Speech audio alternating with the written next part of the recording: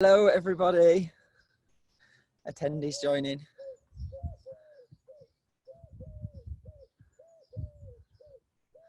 Hello. People saying hello on the chat. This is new to me, so I'm just getting used to this. Oh, hello everyone. I love this. Everyone's saying hi now. This is great. I hope everyone's doing okay in this crazy time. And thanks for coming to join me on this webinar on a Saturday afternoon. I'm sat in my garden because it's really sunny here. I'm up in Yorkshire and it's nice and sunny. So I thought that would be a good show. I'll just wait another minute or so just to see if there's any more people joining.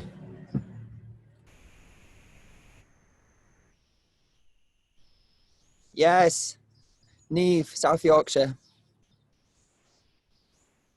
Yorkshire. Hello everyone on the chat saying hello. Hello. I'm Adele. Not really. Kill. I'll just give it another few seconds and then we'll start. I've got my iced coffee latte, guys. I hope you guys have got a nice drink or something because it's nice and sunny outside.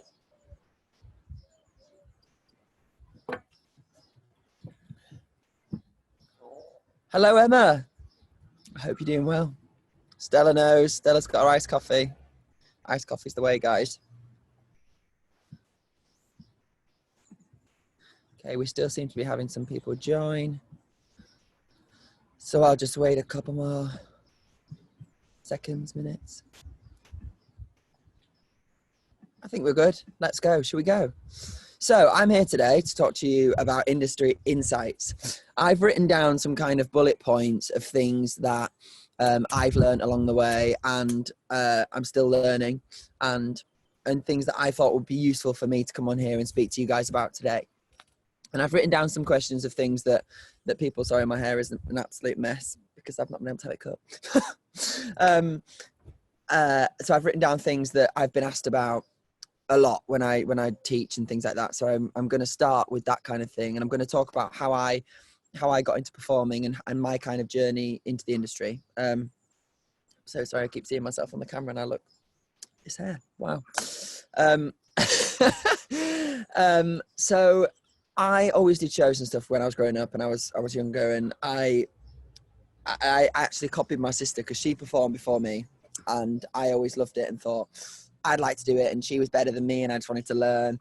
And I did amateur shows from when I was about six or seven, and sorry, my hair is literally going wild here. We're just going to ignore that. And I always wanted to go to drama school. I always went to see shows. I always went to see tours and things like that, as I'm sure a lot of you guys do. And at the time, I didn't know anything about things like BYMT, National Youth Theatre, all these amazing places. BYMT is the best PS. I didn't do National Youth Music Theatre. I did BYMT, and I'll get to that. But I love BYMT. And I did loads of shows, and I was constantly putting myself up for things. And I think I was probably the irritating child that I used to say to my mum, I'd be like, Mum, I've seen the X Factor lowered the age to 14, so I'm going to audition for it. And my parents, being very supportive, were like, oh God, okay, if you want to audition for it, we'll take you. So I'd go to all these auditions, and I remember auditioning for like The Little Prince, which was the BBC talent opera search. And I think when you're younger and you're growing up and you're learning, that's the time when you should be fearless and not have any worries and just go, I do this because I love it, and we do it because we love it. And that's something I'll keep saying within this webinar because I think that's so important. So much of the time we get so caught up and worried about what other people think. Am I good enough? Are they better than me? Are they better than me at this? Am I better than what's going on? Like, there's all these questions, and ultimately it all goes back to, I do this because I enjoy it. So I think that's super important to remember. Anyway, I've divulged off topic, which I do a lot, as you'll see in this webinar. And I auditioned for all these things. I remember auditioning for this opera talent search called The Little Prince. And I was by no means an opera singer when I was 13 years old. And I got right through to the finals. I got through to like the final 40 and then got cut before they cut it to 35 for the final cut. And I was gutted. but all these experiences from just going for things when I was younger have kind of shaped me now to kind of go into an audition room with a thicker skin and of going, I'd really like this job. However, if I don't get it, I know that it will be okay. And what's meant for me will not pass me by, and the right things fall into place at the right time. And so anyway, I auditioned for all these things along the way, and I was still very much learning. I had like some occasional singing lessons, but it was very much for me just about personality and like selling it in that way. And I think so much of this is about personality and having fun. People want to watch people that are having fun. And I auditioned for drama schools. I went to a normal school, got to sixth form. When I was in sixth form, I did performing arts, English, art, and general studies. I think we had to do general studies at the time. And it was kind of like, I don't know whether I want to stay on or whether I want to go and do a full-time performance course for that chunk of my education. And I stayed on. I really liked the school I went to. They had a great performing arts department. I always knew that I wanted to go to drama school. So that was my end goal. My teachers all knew that. And we got into year 13 and all my friends were going off to uni to do science and things like that. And I was thinking, it's cool because I'm going to go to drama school. Fast forward to drama school auditions. And I auditioned, the first year I auditioned everywhere. I auditioned at like Mount View, GSA, Arts Ed, Lane, Central School of Speech and Drama, Oxford School of Drama. I auditioned for loads. There were so many, but I always wanted to go to either Mount View, Arts Ed, or GSA at the time. I was like, they're my three that I want to go to, and I think GSA was actually my first choice. And actually, flashing back a little bit, the year before auditioning, no wait, actually, I tell a lie. So I auditioned for GSA when I was 17, got recalled and didn't get in. And I was gutted. I was like, oh, and my friends that were in the audition with me got in and I didn't. And I was absolutely gutted. And I was like, oh, that's such a shame. However, then I was like, what can I do to make myself know what to be better for next time? I can't just go back next year the same that I've done this year, because well, how am I going to show that I've improved or I've worked harder to be able to get my place? So I thought, I'm going to go do the summer school. So I went and did a 2-week summer school, and I loved it. I learned so much from doing the summer school. Went back and auditioned again the next year, and my second year of auditioning for drama schools, I got in. The first year I only got into Lane, which I think is an amazing school. But for me at the time, I was intimidated by the amount of dance, because dance was never my first skill. So I auditioned again, and the second year I got in at Mount View. I got recalled at GSA and didn't get in again. And then I auditioned at Arts Ed and I was on the reserve list. So for me, drama school was a very much kind of I'm going to keep plodding on and keep auditioning for this until I get it. Which I think is a lesson in itself. Like, some people are really lucky in getting first time and get full scholarships, and that's amazing. But you can't compare yourself if you're not one of those people that gets in, that doesn't get in first time. You just got to keep on going. And that's exactly how it works in the industry. Like, sometimes friends of mine, my friend Sabrina Raloesh, she played Eponine in Les Mis when she was, I'm not sure how old she was, early 20s, I think. And she auditioned for Les Mis multiple years before she got the role. I think she auditioned for it 5 times before she even got the job.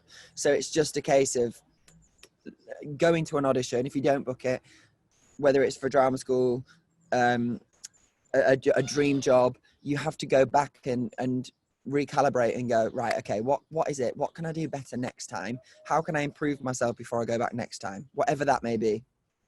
And a lot of people say to me, do I need to go to drama school? Is that a necessity? Does it matter what drama school I go to? And personally, for me, I think you create your own fate. You create your own destiny. And regardless of where you go to for college, you're your own person, and you decide what you will go on to do, and you decide how proactive you're going to be, whether that means posting yourself singing on social media, reaching out to agents, reaching out to casting directors and stuff whilst you're in training, whilst you're not training, whilst you're doing something else, and you then have life experiences to talk about. Because another thing I've written is to educate yourself on real life, to be aware of things in the bigger picture that's going on in the world, a prime example of the horrendous things at the moment that are happening in America and all over the world with Black Lives Matter. I'm so passionate about this, and by educating myself about this and other things that really are life and death, like huge matters that we need to address in the world, it makes you a more rounded human being, which in turn will make you a more rounded and educated performer.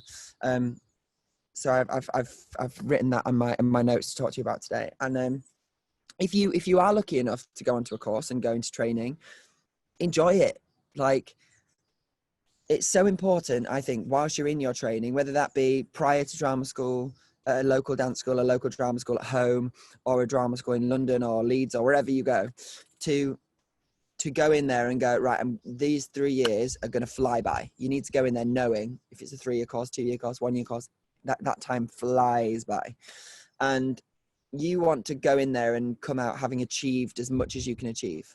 Whatever, however, like you want to go in there with goals and aspirations. Be specific about what it is you want to achieve. Go in there with solid goals, so that you've got something to work towards. Ask the questions whilst you're in that training. Do things that scare you. Don't take songs that you know you can sing, that you can act well and you can sing well. Take songs that you go, I find this really hard, but I'm going to throw myself out of my comfort zone and I'm going to do it, because by doing that, that's where you'll see improvements from scaring yourself and from pushing yourself out of your comfort zone.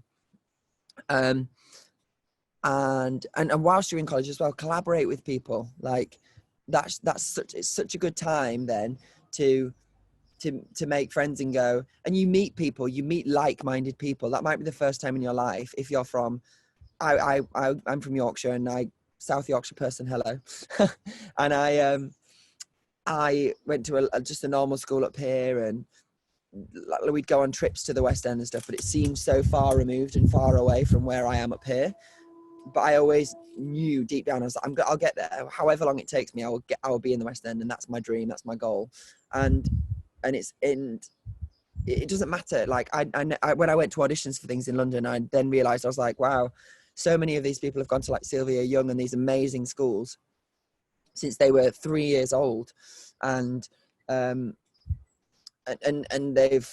just seem so much more savvy to everything that's going on, and I feel a bit like, oh, like I feel a bit lost in that, but that's just because that's not the background I've come from. So don't let that like scare you as well, because we're all at different stages and we're all learning at different times as well. So that's something I would say as well. And to be a kind person. I always say this in any Q&A, any concert I do. I always say, like, the most important thing is to be a nice, kind person. That goes for life. That goes for the industry, because ultimately people want to work with nice people. And I did BYMT when I was 18, which for me was a humongous, like I needed the time I did BYMT, when I did it, it was called YMT. I did a show called Out There, which was written by Elliot Davis and James Bourne, and it was amazing. I made some of my best friends doing BYMT, and the contacts and the people I made during that experience are still people I stay in touch with now. I've got really good friends that work in the industry now, like Amara Okereke, who is phenomenal. She's a phenomenal talent. She played opposite me in Out There, and Hannah Grace Lawson, Luke Banasevich, Lizzie Wofford, these amazing people that were in the show with me. And I'm still such good friends with them. And then the creative team, I auditioned for a show with Nick Winston last year. Nick choreographed Out There with BYMT. Stephen Dexter did Loserville in the West End. He's a good friend of mine. And I'm doing something soon for one of the writers that I met via doing BYMT in a time when I was auditioning for drama school and needed the guidance and needed to be around people that knew how it worked and knew what it would be, what I would need to do to get to my next place, and that I could ask those questions. I think it's so important to ask questions. I always, even now when I start a job, I'm always learning, and there's always people I look up to and I think, flipping heck, what a career. Like when I did Jamie, Josie Walker, who played the mum originally, phenomenal. Her CV is incredible. She's been nominated for an Olivia, I think, 4 times.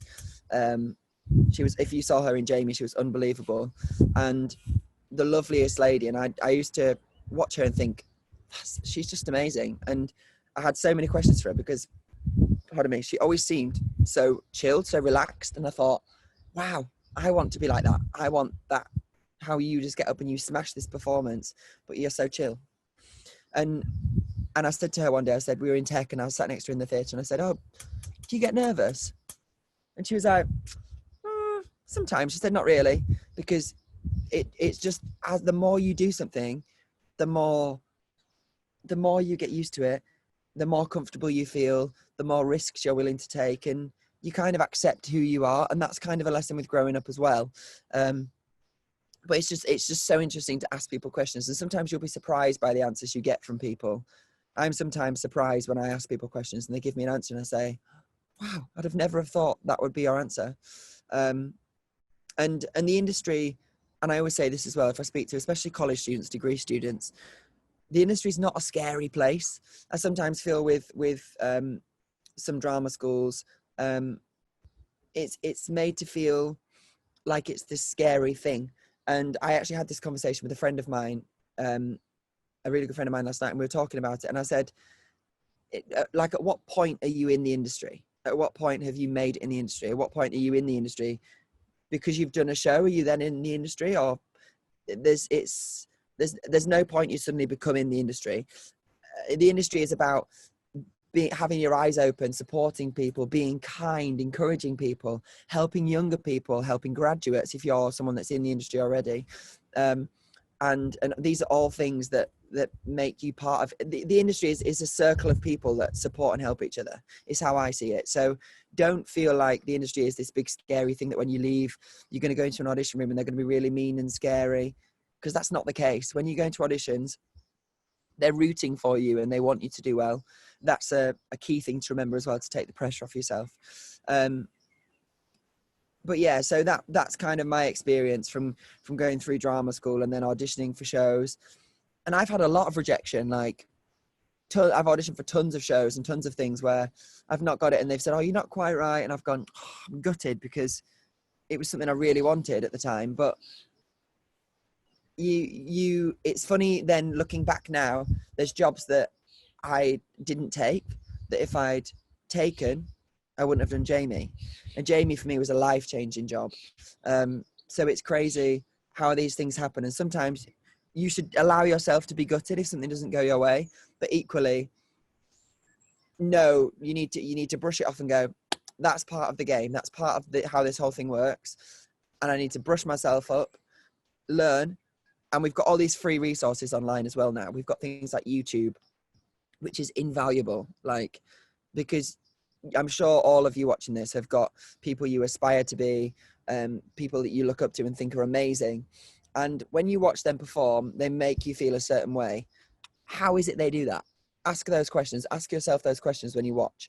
Is it like, what is it about them that you like? And can you, I always think of watching the people I love and aspire to. And then I go, I'm going to nick a bit of that because I love that. And I love that. So I'm going to nick a bit of that. And it's about taking things from different places, from learning and from watching and from sitting back and just going, okay. And you see all these things then. I hope that kind of makes sense, but that's kind of how I see it, of like pinching things that I like about things to round you and to make you the performer you want to be. But yeah, so that's kind of my little pep talk for you guys. So if you've got any questions, I think there's a couple of questions in my box. So I'm going to answer some of these questions. Answer live. Okay, I'm answering this question live, I think. So Lucy has asked, what do you recommend to do during a gap year before re-auditioning for drama school? I had 2 gap years before I went to drama school. The first year was the year what did I do in the first year? Honestly, it feels like such a long time ago. In my first gap year, I did what did I do in the first year? I did a foundation course in my first year, 2011. I did a foundation course at SLP in Leeds, which is a college, to work on my dance, to bulk that up to get into drama school the next year, which helped. So what I was saying earlier about going auditioning for drama school and then going, okay, what is it I need to work on and improve to be able to go back and work on to get in next year. So I did my foundation course the first year, and then I got in at the end of that year, but I needed to save some money to go. So I took another gap year and deferred my place so that I could afford to go. And I was a teaching assistant at my old schools in the performing arts department for a year, which was really useful because I was on the other side then. I was teaching and watching people perform and helping in that way. So there's different things you can do. And for some people, I'm going to sneeze. Hay fever got me. Some people like to go on and go traveling, explore the world, work for a charity. There's so many things you can do, and you're so young. Like it's so easy when you're 18, 19, you finish school to feel like you're old, and really you're not. Like, you're so young at that age. And I remember feeling like I was much older than I actually was. So that's an interesting point to make as well. But it completely depends what you want to do, and it depends where you want to go to college. And I think concentrating that year of doing things, of having other hobbies, obviously work on your performance stuff, but make yourself a rounded person. Go and play for a sports team. I sat on an audition panel, for a drama school in Leeds. And one of the girls came in and she said, I work for a rugby team. She said, I love performing, but on the side, I work for a rugby team and coach for adults with learning difficulties on this rugby team. And I was like, wow, what an inspiring young woman. I was so inspired by her because I thought that's such an amazing thing to do, where she's giving back. And I just love that. And it made her stand out because she had something other than performing to talk about. And I think that's a key thing as well. So if there's things that you can do to make yourself more rounded, whatever that may be, so that you can go into an audition room and you've got things to talk about that, yes, can be performance related, but also you can say, oh, I went to here and I learned this and it was amazing. And then they go, flipping heck, that's so cool. So that's kind of my answer. I hope that is useful, Lucy. Let me see. Okay, there's quite a lot of questions now, which is great. Emily, I hope I've said that right. You've said you're an Upstager, so hello. Upstagers is a amateur theatre company in Ilkley, and I used to do some shows there. It's great. It's amazing. Isabella has asked, is an agent necessary, and can you still succeed without one? Yes. I think having an agent makes it much easier because a lot of agents, they're the ones that have got the links in to get you in with casting directors, and they're kind of a physical, not wall, that's not the word I'm going for, like the link between you and the casting director. So you don't want to be the one that's pestering. So if there's a job I want to go for, say this is the casting director who can get me in the room, this is me and my agent's here, instead of me pestering the casting director being like, please, and them going, God, he's so annoying, I can say to my agent, please, and then she says, please, and then my agent does the work for you. So the agent does the work for you. And that was such a weird, classic me, weird diagram. But yeah, so the agent, I don't think you necessarily need one to start off with, but it's definitely useful to have one to get you in the right rooms, and they know the casting directors, they know which casting directors cast which things, they kind of have a heads up before we all know what's going on. So it is useful to have an agent, but I think you probably could succeed without one. But generally the people that do well without an agent, for example, friends of mine that have done like the Dorothy program on BBC, when they auditioned for Dorothy in the West End, my friend Danielle, I don't think she had an agent before she did that show, and then she obviously booked the show and she was playing Dorothy, and then she got an agent, and then since then she's always had an agent, and those agents then will put her in line for work. So I think if you don't have one initially, you'll probably get one along the way. But there's loads of different types of agents as well. So you can have more like television-based ones, musical-based ones, There's a lot of different types and things of agents. So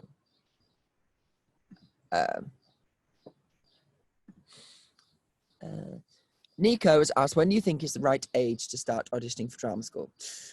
That's a really interesting question because it depends. And some courses you can only go from 18 upwards. Some you can go from 16 upwards. And I went when I was 20. And there was one girl in my year that was 25 when we started. And it just depends on you. Like, truly, there's no age limit on acting. Like, I think, was it, there's a really famous actor. Is it Morgan Freeman that didn't start acting till he was in his 40s? Don't quote me on that. That could be wrong. But amazing actor. And there's loads of people that get into this late and still do really, really well. So don't put an age limit on it or a time limit on it for you, because you might want to take 3 gap years out or do something else for a few years and then go, now I'm ready to go and do this. Equally, I've got friends, my friend Millie O'Connell that I did Sarah Cinders with, she went to Lane at 16 and she moved from the Isle of Wight across to London and studied and lived alone at 16. And I couldn't have done that. That wouldn't have worked for me because I just needed those years to kind of grow up a bit. But that's amazing that she felt ready at 16. And there's a girl I teach in London who's, I think she's 13, 14, and she's so intelligent. And the way she speaks, she was speaking to me about training and she asked me the same question. And I said, truthfully, I think you're ready to go and do this now. I said, you could go to a drama school at 16. She was like, I think so. And she's so independent, but that just depends. It's very much an individual thing, I think, that one. Emma has asked, I don't read music. Do you think I should learn? I don't necessarily think you need to be able to read it note by note. Like, I don't read music. I have a musical ear, so I can look at the notes and I have an idea of where the notes are going. And generally a pianist will play the notes for me a couple of times and I'll go, okay, cool, I've got it. And you can record it on your phone and then go back to it. And then that's a really good way of doing it. So I wouldn't worry about reading the music as much. And yeah, I personally, for me, I don't think so.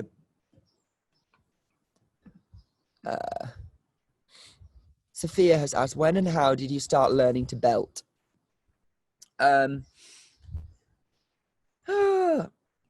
Singing technique is really interesting, and I think it's really individual to each individual person. Like I was saying earlier, of kind of mimicking people, and I watch people like Jeremy Jordan on YouTube and people like that, who is a phenomenal vocalist, and it's a vocal. I'm going to be careful what I say because I don't want to confuse people, but vocal qualities between boys and girls are different. It's your voice develops at different times as well. My voice took ages once it had broken to properly develop. So my voice was unstable for quite a lot of time. And then I would say it's only really in the last few years, like in my 20s, that my voice has kind of stabilized, but it's an ongoing process. Like, there's still things I need to learn about my voice and I still have vocal lessons to be able to do that. But like similar to what I was saying earlier about YouTube, there's so many free webinars on social media and YouTube about singing and about vocal technique and vocal qualities. And there's actually an amazing book. Let me just find out what it's called. It's called like the,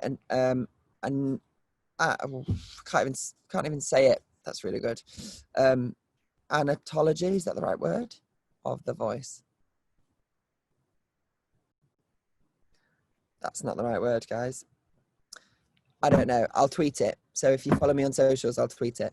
There's an amazing book that talks about all the actual mechanics of the vocals and like the larynx, the pharynx, all these things that contribute to anatomy. Yes. Thank you. Anatomy. It's something to do with anatomy of the voice. Goodness me. Wow. Anatomy of the voice. This is it. It's called Anatomy of the Voice.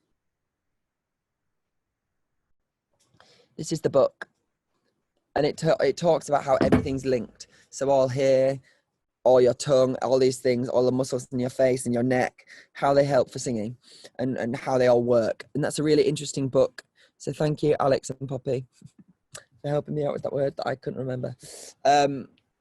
So it's just about being aware and knowing that singing is a process. And when you do sing and perform, push yourself out of your comfort zone, so that next time you can sing something more challenging for you, I would say.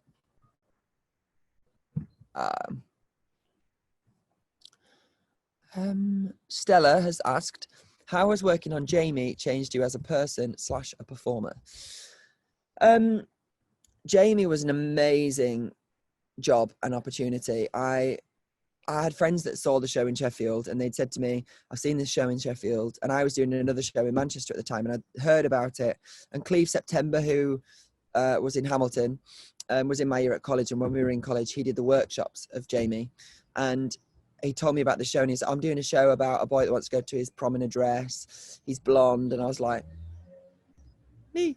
And John McCree was doing the workshops at the time, so he did the 3 workshops, and then Sheffield, and then Town. And there was never anyone else that had done it apart from John. And my friends had seen it in Sheffield, and they said, honestly, that part is you. Like, he's northern, it's pop, it's riffs, it's all these things, and it's you. And I was like, okay. So I listened to the music, and then it got announced it was coming to London. And I messaged my agent at the time, and I said, oh, I really, really want to be seen for Jamie. And he said, oh, I don't think you're right for it. Cue, flash forward. So I was like, uh-oh. So I left that agent, and I signed with another agent who got me in the room. And I did 1 audition for Jamie. And after my first audition, they'd penciled me in for the job.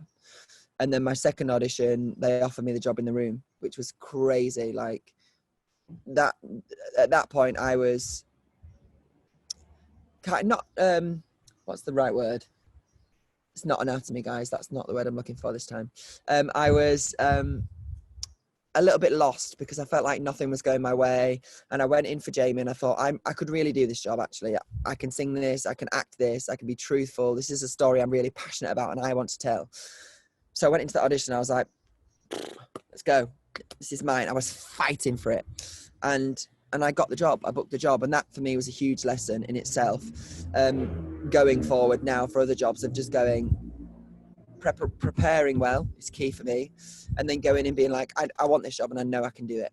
And obviously the story of Jamie is so important. And it's amazing how that show has changed so many young people's lives. And speaking to people, it makes me quite emotional because it's just incredible how that show has evolved, and it's now being made into a movie, and it's going to help people all over the world. There's productions of it opening in South Korea, and to be the second person ever to play Jamie is just like, I could never as a child have imagined that.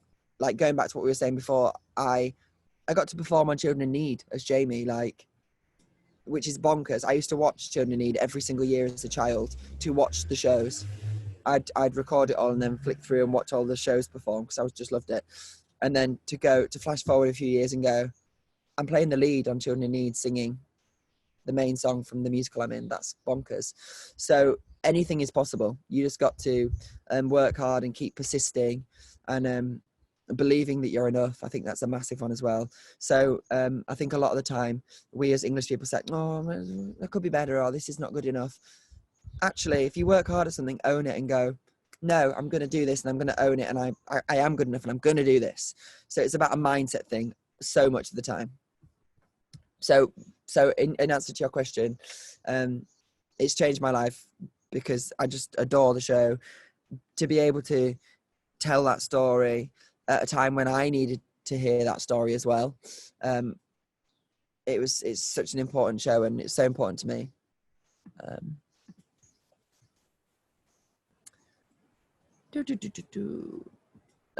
How much dance did you find yourself doing in shows, and what type of dance would you recommend to start with for beginners? It depends, to be honest. As a musical theatre graduate, you do need to be able to dance. Like, I'm not going to sugarcoat that. You need to, if it's your weakness, you need to, if it's your weaker skill, you need to go to some classes, become aware of it, so that when you go to auditions, you can pick things up. You're not going to be expected to be able to kick your face if that's not where your skill set lies, but you need to be able to get through a dance score and have fun and enjoy it, and not look completely freaked out in auditions. And what type of dance would I recommend to start with for beginners? I mean, ballet is always amazing because that's all about alignment and kind of keeping your chest up. And so much of dance, I had a tap teacher at college who was, FYI, that means for your information, by the way. If people didn't know that, I just want to clarify, because I don't always know what these code words mean, and then I'm here using them like I know what they mean, but I do know what that one means.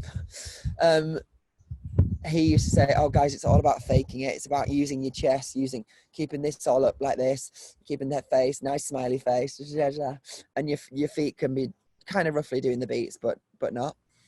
And I saw him in a show and his feet were not marking those beats. His feet were literally like, I watched and I was like, flipping it, what a star. You're amazing. But it is, so much of it's about like faking it till you make it I think with dance, because that's not where my skill set lies, but it's about performance as well. I would never say I'm the most technical dancer, but I can give you full performance so that I'm telling a story. I use dance, and I think of dance as a way to communicate a story, which is always what we're doing when we're performing. We should always be telling a story, whether we're singing, acting, dancing. Everything is about telling a story. So if you're someone that's intimidated by dance or find it a bit scary, always think of that, and be kind to yourself as well. Don't freak yourself out, but do go to classes. Go to beginners classes. A ballet class would be good, and a jazz class, I would say, and that could be any kind of jazz, maybe like a theatre jazz class, but just make sure you go to a good one. If you find if you know some dancers in your local area that you think are amazing, say to them, oh, where do you train, and what are the classes, and find out, ask those questions.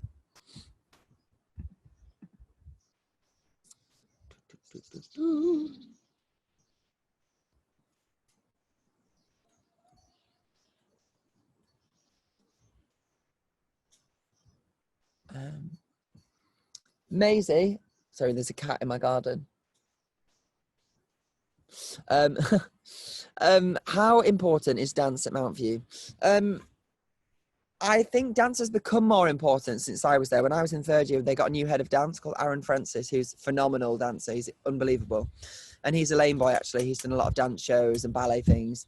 And obviously it's important, and they have to cater to what the industry needs.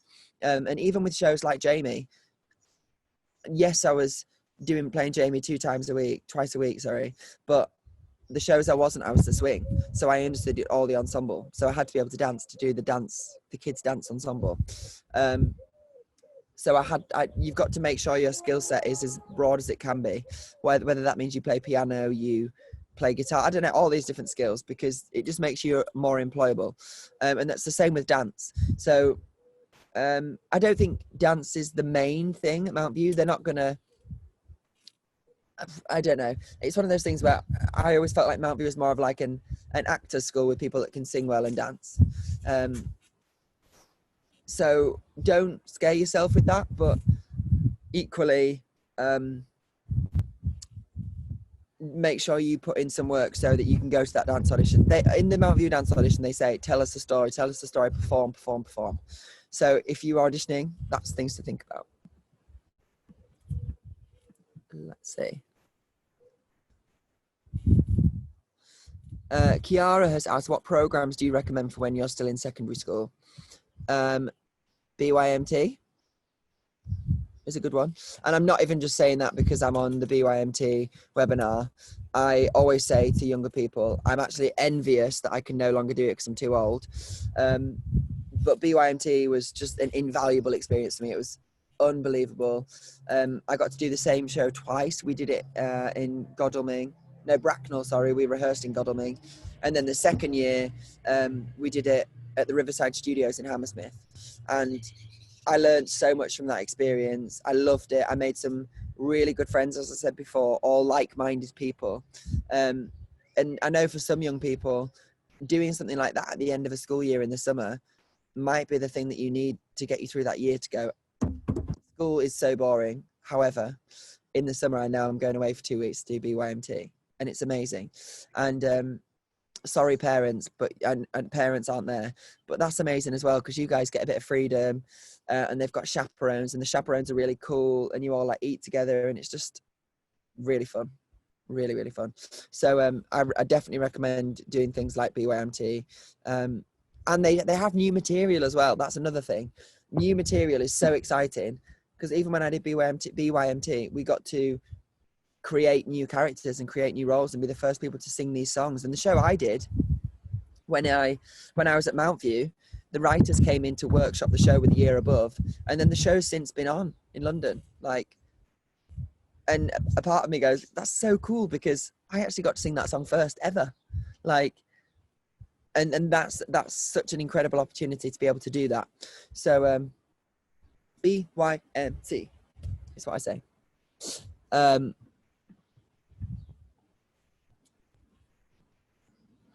Alex has asked, do you think studying in London area is key to getting the best opportunities and training? No, I don't think it is.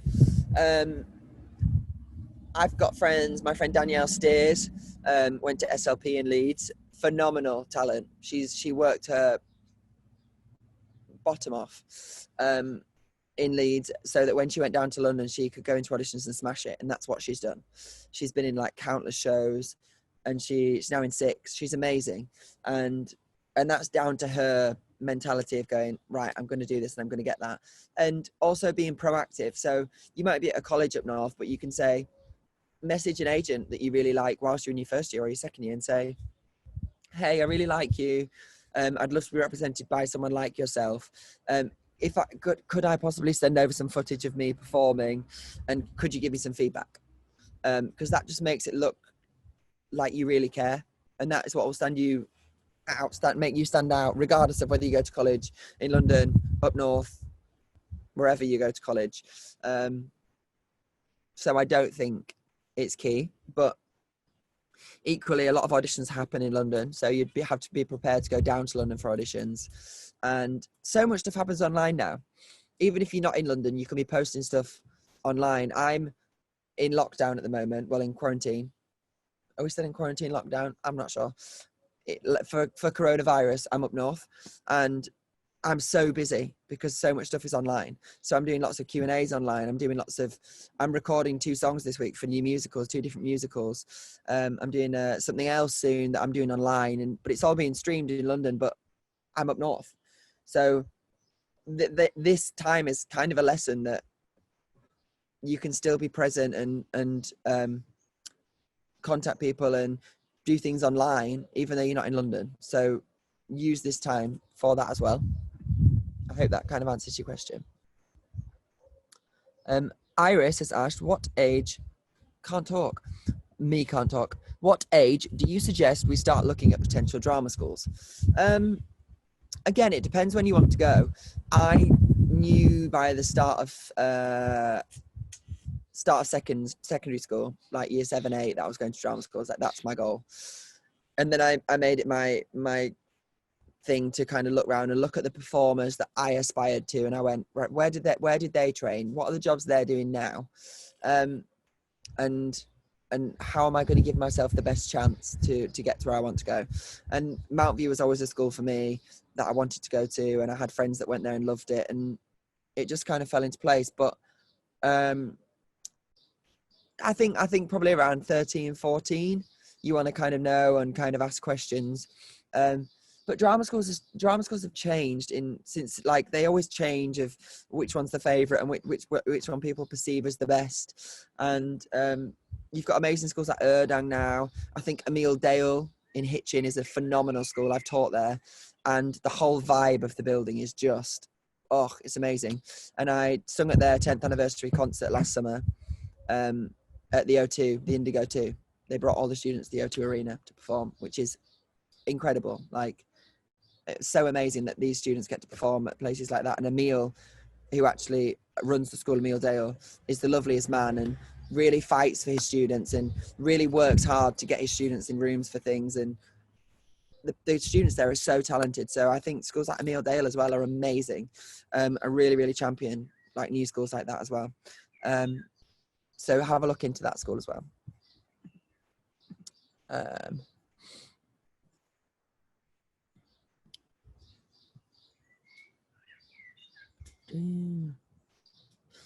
Arwen has asked, do you suggest any specific things to eat, not to eat, before an audition? I have heard some people say they don't eat carbohydrates before an audition. Maybe I'm naughty, but I just eat whatever I want before the audition. Some people say milk's not good. For me, as long as I drink a lot of water, I'm fine. It's different for different people, though. There's a Chinese herbal remedy, I'm going to show you it, called paper cow, which I think's amazing. And I used to have this every show before Jamie. This is what it looks like. Oh, it's taken me onto eBay.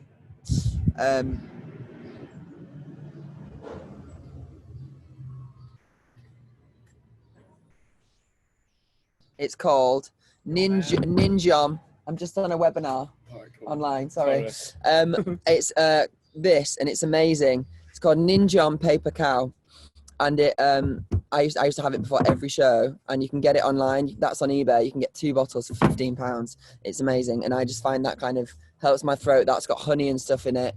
And sorry, my sister's just come over with her baby. Hello. In the garden, we're still social distanced, and that's amazing. I highly recommend that. Lots of water, steaming your voice. I've got to record a concert today, and my throat and everything feels a bit tight because I've got hay fever.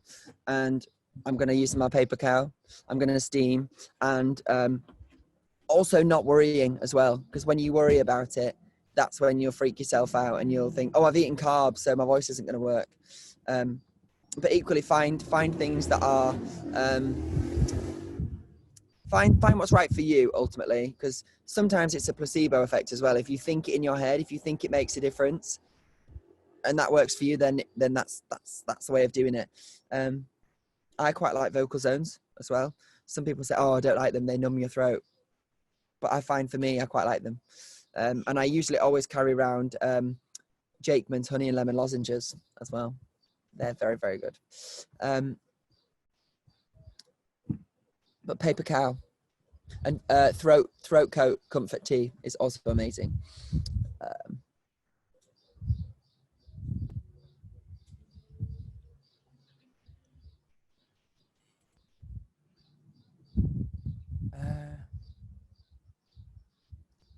This is a good question. Lucia or Lucia? Sorry if I've said that wrong. I wanted to say both because I'm not sure. I don't want to offend. You've asked, if you're bilingual, how could that be used to an advantage? That's an incredible skill. I wish I was bilingual. There's so many shows. There's shows that happen in France, in Germany, all these places where you have to learn another language. And if you can already do that, then you can go into that room and say, oh, I already speak this language, which is amazing. That's such a special skill. And make sure that's on your spotlight, your CV, so that people are aware of that skill, because that's amazing. So yes, I definitely think that could be used to your advantage for different shows in different countries. It could mean you get to travel the world. My first ever job was a singing tour, and I had to sing in Chinese. So we had a Chinese, someone, I can't think of the word, my brain today. Someone that speaks Chinese came in and taught us the Chinese language, which was amazing. And I can still remember it now. I'm not going to sing it for you, but I can still remember it.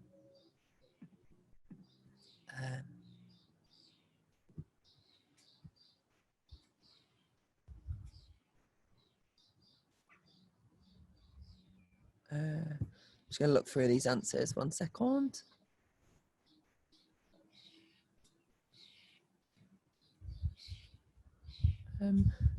Brianna has asked, what are your best tips for auditions? I always think, put it into perspective.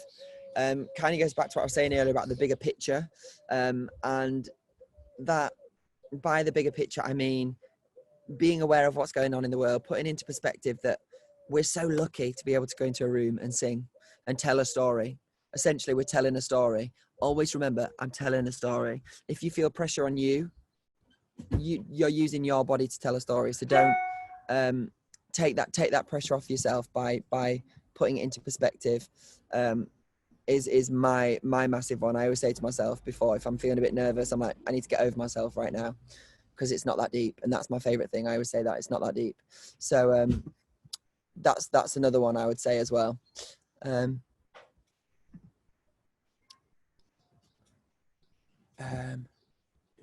Are you going? Yeah. We'll ring you later. We'll need to go back. They're taking the baby. Oh, where are you going? We're going to go for a picnic, so we'll get the ball bag. Does Mum know? No, but she won't mind, will she? I don't know. I'll just drop it back. Grass is I'll drop it back tomorrow. I won't grass you in if you leave the baby. Bye. Sorry. He's 5 weeks old and I've not been able to give him a cuddle yet.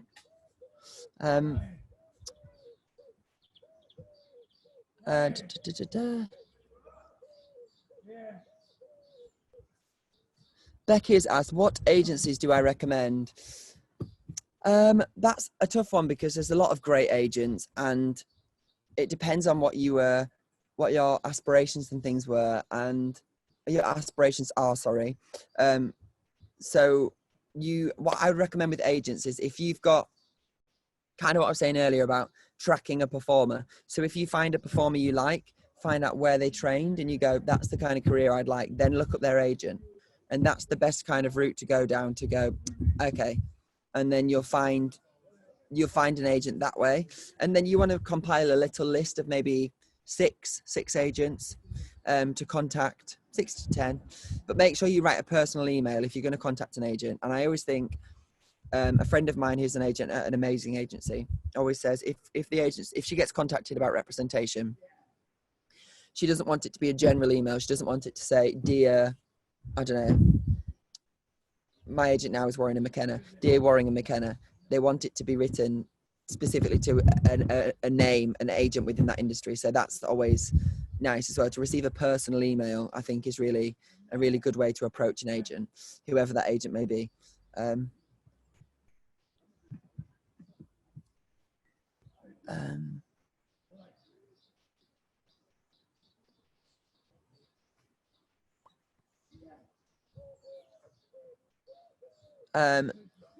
Owen, I think I've said that right, has asked, doing a purely acting course, would that stop you auditioning for musical theatre and vice versa? No, I don't think so. A friend of mine went to RADA and he's an amazing singer.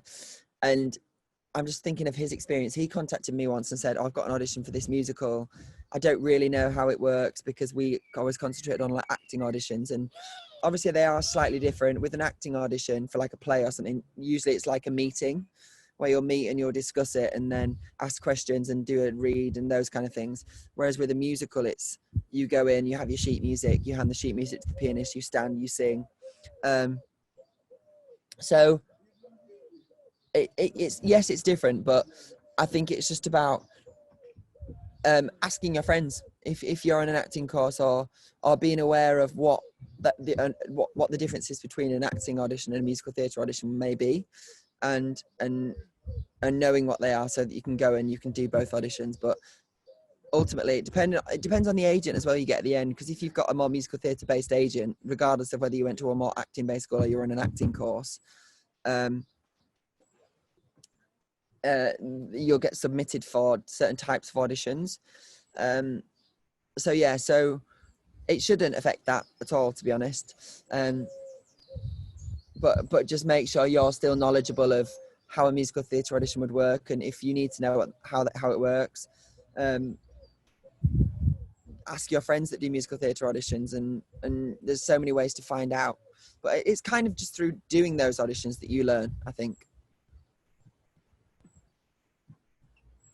Let's see.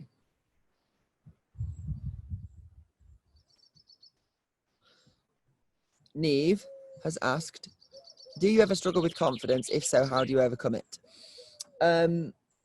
Yeah, always. Some days I'll feel really good and then other days I'm not as confident, and that's just being human. And kind of going back to what I was saying earlier about putting it into perspective, the bigger picture of what's going on, thinking to myself, I'm really lucky to be here and have this opportunity to audition, and I need to get over myself. I don't know if that may be useful advice for other people, but I literally say to myself, I'm like, get over yourself. And that helps me. Taking lots of deep breaths in through my nose, out through my mouth, and remembering what it is I'm there to do, And I always say to myself, do I want to come out of this audition, or do I want to finish this performance knowing I've not done my best? But equally, you can only do, I always say this as well, you can only do what you can do on that day. So for example, me saying to you about the concert I need to record today, I'm feeling a bit under the weather. My throat feels tight. I'm a bit snuffly, but I've got to do that. I need to record that today. So I'll do the best version of that concert I can do today, given the circumstances. And when I say that to myself, I take the pressure off and I'll just enjoy it way more. So I'm not putting an unnecessary pressure on myself. So that's another one as well, but it's mind over matter, I think, a lot of the time. If you tell your body, if you tell your mind how to think, it will help.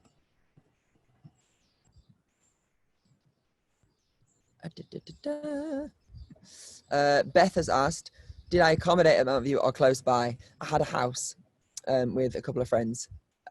First year I lived with 4 people, and then second and third year I lived with 3 friends. So yeah, but I think they do actually have student accommodation now because the building's moved and it's amazing. And actually BYMT's offices are in the Mount View building, which is in Peckham, and the building's unbelievable. So yeah, and they do like open days. And actually a really cool thing, like BYMT, Mount View do regional auditions now, so they travel up and down the country and audition. So you don't have to go to London and pay. When I auditioned, I think the audition for the actual school was £45, and then you pay £50 for your train down and then £50 for a hotel for the night, and it can work out really expensive. So the fact they do regional auditions is amazing because it means it'll probably be closer to you. Yeah. Whoopsies, 1 second. Right, I'm gonna pick another 2, guys. I've got a couple more minutes with you guys.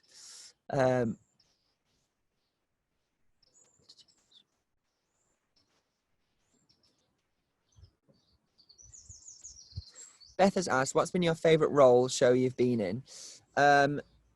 Obviously Jamie. I loved playing Jamie, and I loved being in Everybody's Talking About Jamie. It's such a great show, which we've discussed. And I did another show last summer called Fiver at the Southwark Playhouse, which is a small off-West End venue. And it was a brand new piece of work about a £5 note and how it travels from person to person. And it's amazing. Such a good show.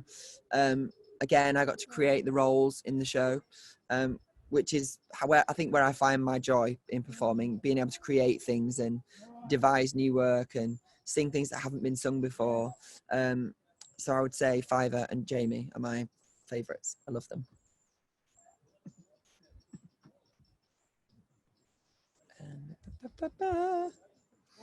Danielle, did I get an agent through a college showcase or did I send in a show reel?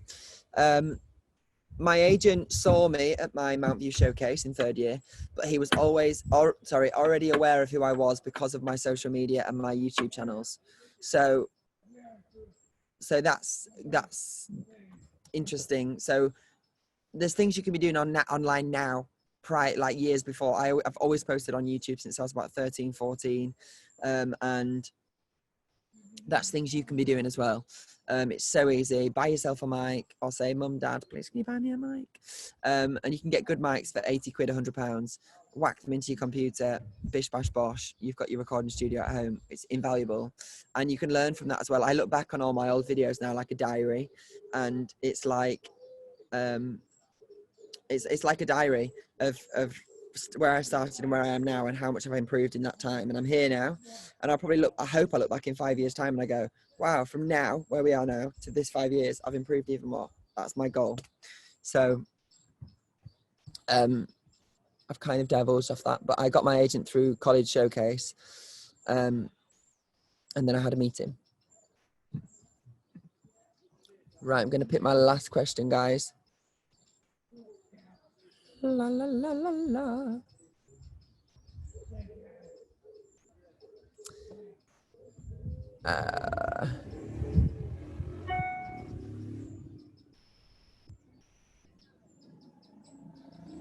Just finding a dead good one.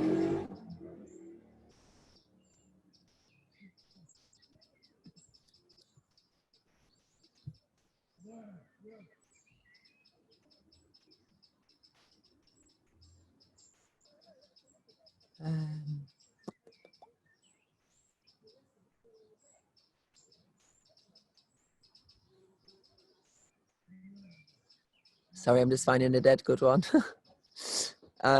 Beth has asked, I'm going to finish on this one because it kind of goes back to where we started, has asked, what was my favourite part of drama school?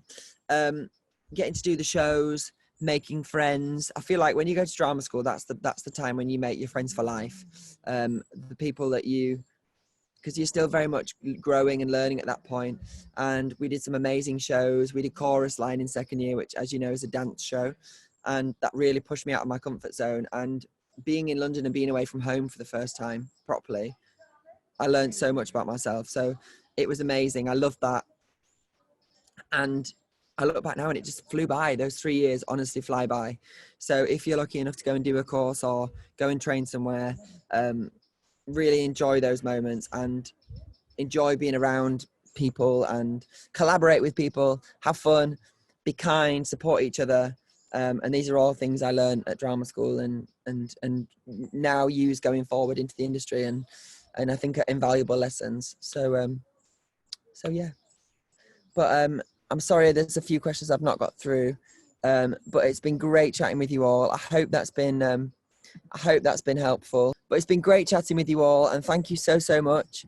Go and enjoy the sunshine. I'm going to go take some Piriton and record a concert. But it's been great chatting with you all. Thank you so much. And I will see you all very soon, post-corona, I hope. Lots of love. See you soon.